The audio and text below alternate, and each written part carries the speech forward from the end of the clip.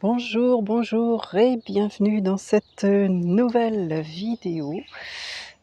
Nouvel environnement pour moi. Je suis à 2 kilomètres d'une ville qui s'appelle Coursan.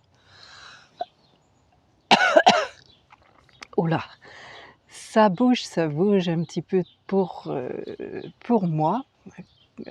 Certains diraient que c'est le chakra de la gorge qui se débloque.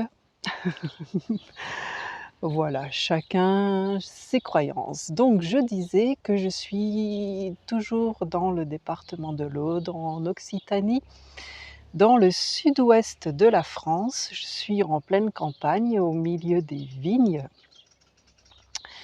Les bruits, qui peuvent être environnants et que vous allez peut-être entendre sur cette vidéo, seront les oiseaux. Il y en a une quantité assez importante ici, du matin jusqu'au soir et du soir jusqu'au matin, bon même si la nuit je dors, voilà. Et les tracteurs qui œuvrent beaucoup dans les vignes, qu'il y a à perte de vue, avec le vent et parfois un peu d'attention. Il y a aussi des éoliennes que l'on peut entendre qui font un bruit assez particulier, qui est gênant pour certains et pas pour d'autres. Voilà, voilà pour mon histoire à moi. Et je me dis que c'était le moment et peut-être l'endroit un peu adéquat pour une nouvelle histoire. Donc une histoire comme j'en raconte depuis quelques semaines maintenant, puisque comme je l'ai entendu encore récemment, c'est vrai que dans les histoires, il y a, c'était une coach qui s'appelle Chloé Bloom. Je vous invite à écouter ses podcasts qui sont vraiment inspirants. En tout cas, moi, ça m'inspire. Je suis inspirée. Et qui parlait justement, des histoires, des films, des séries, des films d'animation, des livres. Enfin, moi, c'est ce que je dis à chaque fois sur les fictions. Alors elle parlait, un petit peu des choses qui marquent nos inconscients, dans un sens où on peut se retrouver avec ce qu'appellent certains des croyances limitantes, qui est plutôt, des choses, oui, qui nous limitent et qui font obstacle, on pourrait dire, et qui nous définissent. Alors qu'en réalité, ce sont des fameuses vérités qui sont, assénées, depuis parfois notre enfance, comme, «Il faut souffrir pour être belle». Qui a dit qu'il faut souffrir pour être belle? Donc peut-être que ça marche aussi pour les garçons.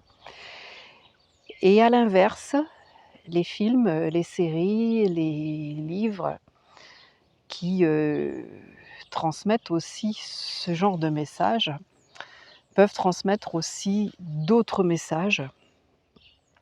Et c'est toute la subtilité d'être, en conscience, d'être, attentif et effectivement plutôt reformater ou programmer, j'aime pas trop ces termes-là, ou en tout cas changer nos habitudes de pensée avec, ce qui peut être plutôt agréable et nous aider. Moi, je pars de l'idée maintenant que ce qui est agréable, cela me convient. Ce qui est amusant, j'aime ça. Et dès que cela devient déplaisant ou que cela m'ennuie, que cela m'agace, je laisse tomber ou je me dis que, ce n'est plus quelque chose que j'ai envie de faire. Et dans les films, les histoires, les séries, il y a, toutes sortes, de choses. Donc même dans des séries, moi, que j'adore et que je regarde à nouveau, de nombreuses fois, je me rends compte, de la stigmatisation et des messages inconscient.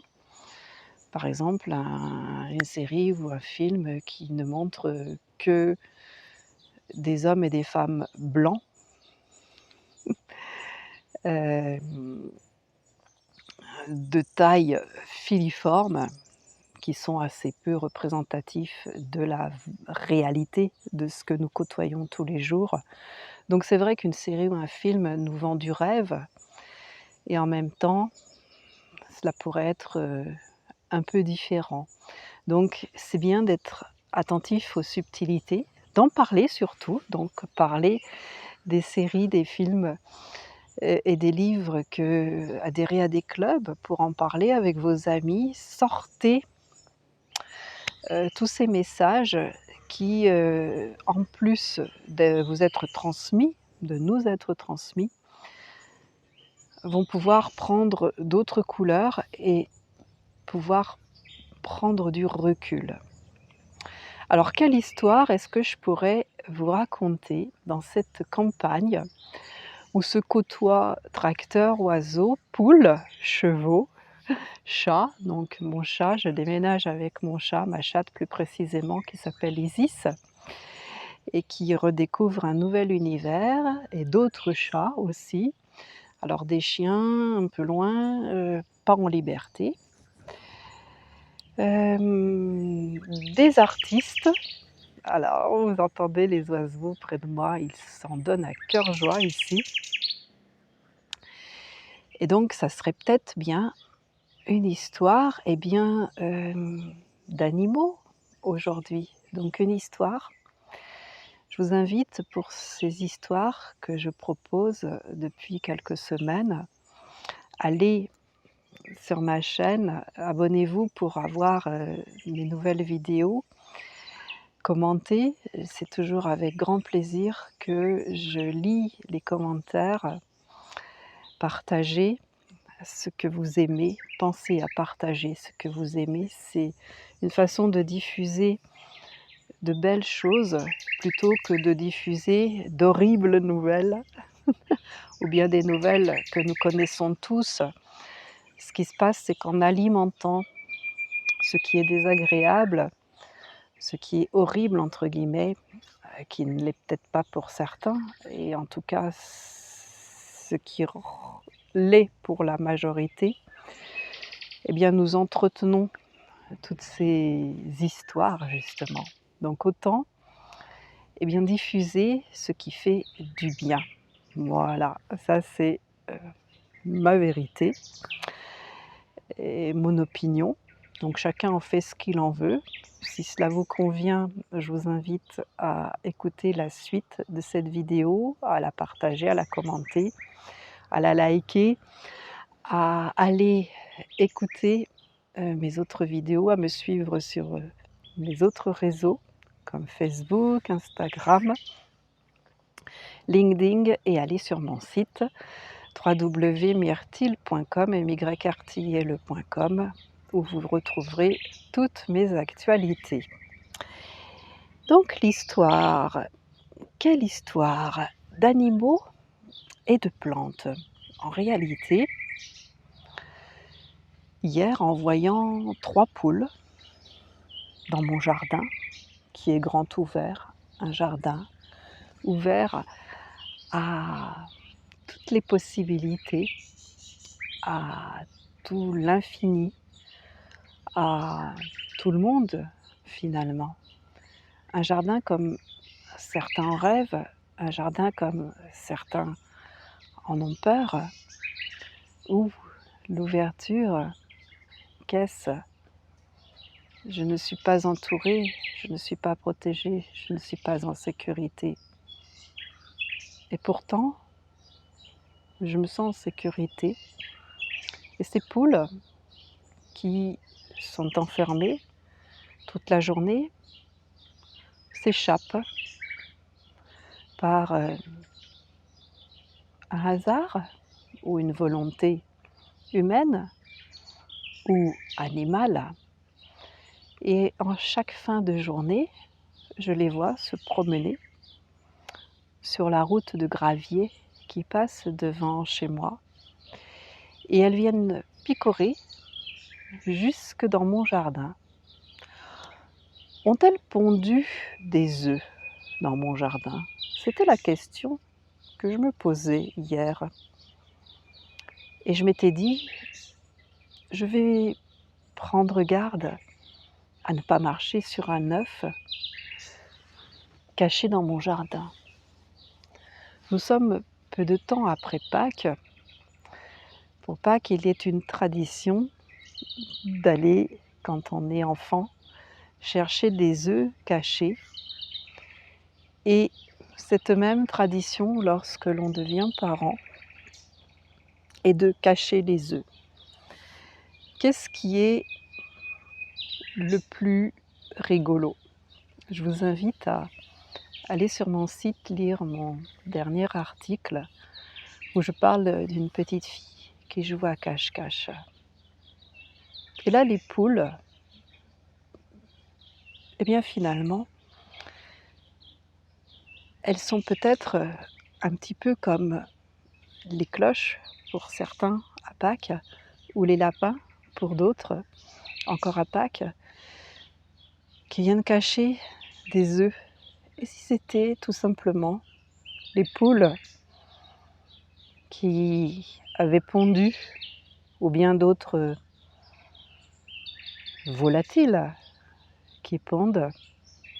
Est-ce qu'un jour, quelqu'un a trouvé des œufs dans son jardin, un matin de Pâques,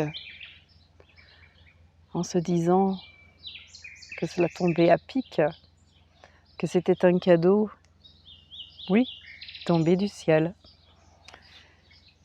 Et peut-être que cette personne a remercié justement le ciel, l'univers, son Dieu, ses dieux, que sais-je.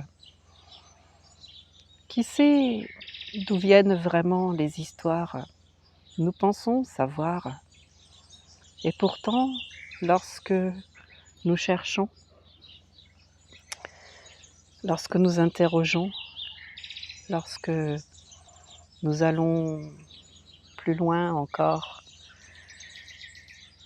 ce que nous pensons, ce que nous croyons, n'est pas ce qui est vraiment.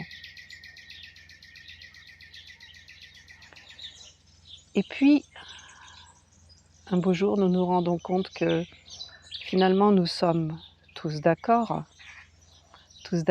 pour qu'il y ait la paix dans le monde, tous d'accord pour qu'il y ait plus d'amour, tous d'accord pour qu'il y ait plus d'abondance, comme trouver des œufs dans son jardin. Eh bien, si ces poules dans mon jardin avaient pondu, ce serait un signe évident que l'abondance est là et que la vie pourvoit à tous nos besoins, à tout instant. Mon histoire, et je vous invite à vous abonner à mon blog sur mon site, est une preuve quotidienne d'abondance, de générosité, de cette générosité, de cette abondance, de cet amour même inconditionnel pour celui ou celle que nous connaissons peu ou pas, pour les inconnus même. Eh bien, la poule, elle est peut-être ainsi quand nous y réfléchissons. Elle pond des œufs.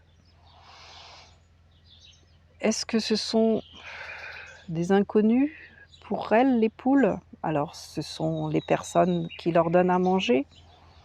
Ce qu'il y a, c'est que dans leur nature, les poules pondeuses, eh bien, c'est de pondre jour après jour dans un réflexe de reproduction. Et pourtant, elles pourraient en vouloir aux humains qui viennent leur voler leurs œufs, qui, si on y réfléchit, peuvent être de futurs poussins. Et pourtant, les poules continue à pondre. Et chaque jour, les humains viennent prendre ces œufs qu'elles pondent. Est-ce que ça serait peut-être de l'amour inconditionnel de la poule pour l'humain? Aucune volonté de lui en vouloir. L'humain lui prend ses œufs et pourtant elle recommence à pondre. Alors à un rythme plus ou moins régulier. Elle a ses cycles, un petit peu comme toutes les femmes ou les femelles sur cette planète Terre. Elle se pose des questions, la poule? Je ne pense pas que les animaux se posent des questions. Elle pond des œufs, ils disparaissent et elle est certainement témoin de ces mains humaines qui chaque jour viennent prélever ce trésor blanc et jaune. L'œuf est bien un trésor puisqu'il est une nourriture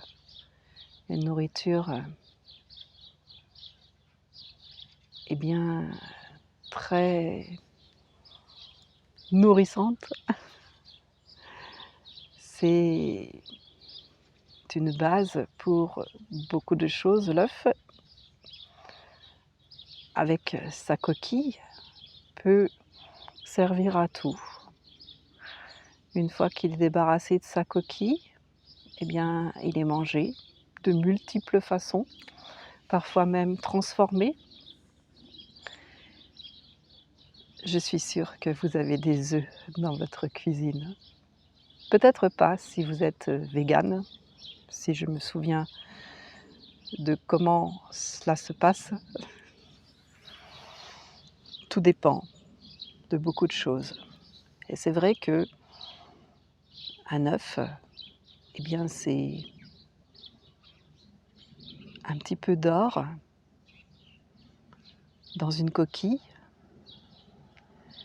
Ce jaune qui peut varier suivant la nourriture de la poule. Parfois, il y a 2 jaunes dans un œuf. Ils peuvent être très petits, moyens, énormes. Ils peuvent être bio, ils peuvent être encore industriels, cela existe. Ils peuvent être dans mon jardin, dans mon poulailler. Ils peuvent être en poudre, ce qui a c'est qu'à la base, ils étaient en forme d'œuf. Et la fameuse question, qui est arrivé en premier, l'œuf ou la poule?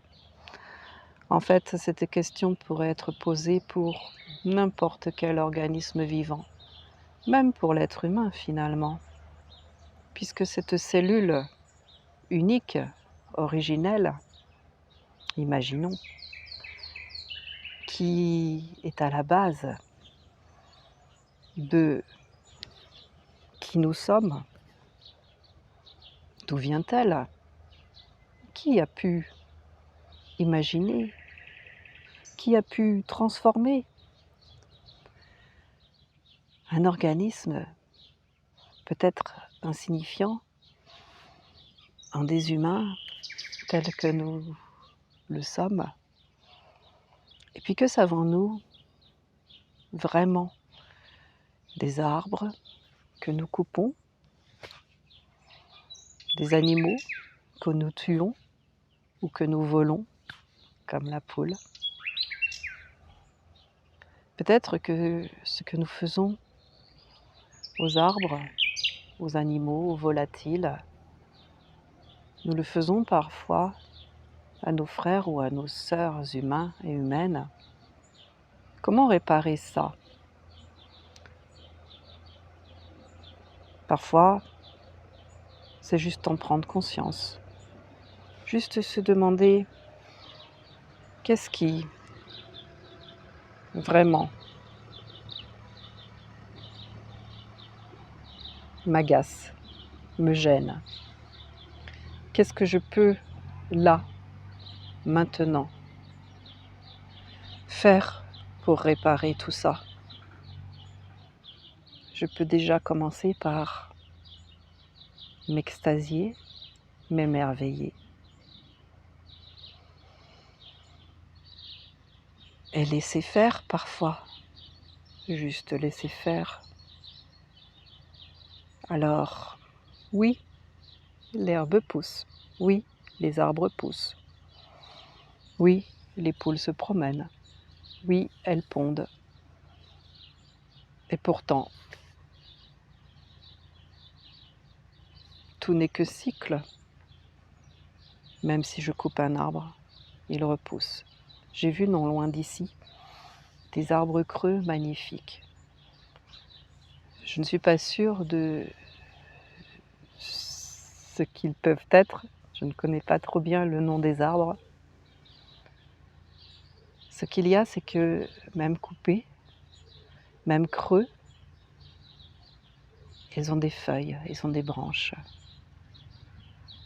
Ils ne meurent qu'en apparence. C'est comme la poule. Je les vois qui s'approchent. Peut-être aurez-vous la chance de les voir. Elles grattent le sol.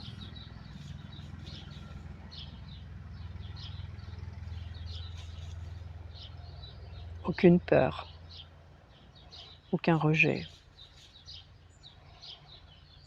Et si nous prenions exemple sur cette nature qui se laisse voler, taillader, débroussailler, ensemencer, et qui nous offre cette terre toujours autant d'abondance, sans condition,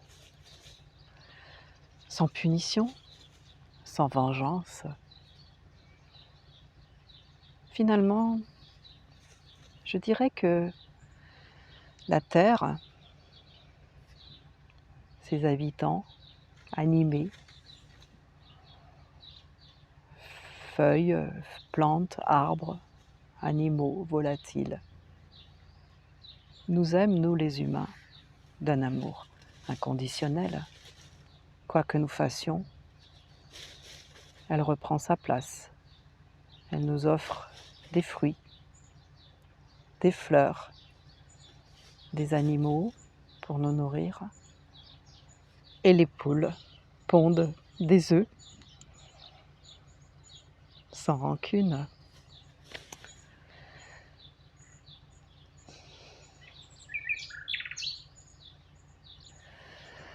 Je me sens tellement pleine de gratitude pour ce que la vie m'offre que j'ai envie d'envoyer beaucoup d'amour à tous ceux et à toutes celles qui ne voient pas, qui ne sentent pas et qui n'entendent pas, qui ne comprennent pas tout ça. Je vous invite à en faire autant et pas forcément pour excuser des attitudes inadéquates, juste pour garder en vous, comme font les poules, de façon inconditionnelle, les arbres coupés, se dire que l'avenir est en marche, que tout avance, que le passé est passé et que l'amour est meilleur inconditionnel que sous condition. Donc, même si en face de vous, il y a, eh bien, de la vengeance, de la rancune, de la haine, remettez un petit peu d'amour en vous. Et il y a aussi des moustiques, j'ai oublié. Alors là, ça pique. Je vous remercie beaucoup, beaucoup pour votre fidélité, pour votre écoute. Je vous donne rendez-vous pour une prochaine vidéo. tout bientôt. Je vous invite à écouter des histoires, à lire des histoires, à regarder des films, des séries, à en parler, et surtout à aller au-delà de ce que vous voyez. Quand j'étais étudiante, j'ai appris qu'un film se regarde 2 fois, pour la première fois. La première fois, il y a l'effet de surprise, je découvre l'histoire. C'est valable pour toute histoire. Puis je le regarde une deuxième fois. Et là, je comprends d'autres choses. J'assimile un peu plus et je prends un peu plus de distance. Pensez à prendre de la distance par rapport aux histoires de vos vies. Je vous fais des gros bisous. Je vous aime tous et toutes. Et je vous donne rendez-vous tout bientôt.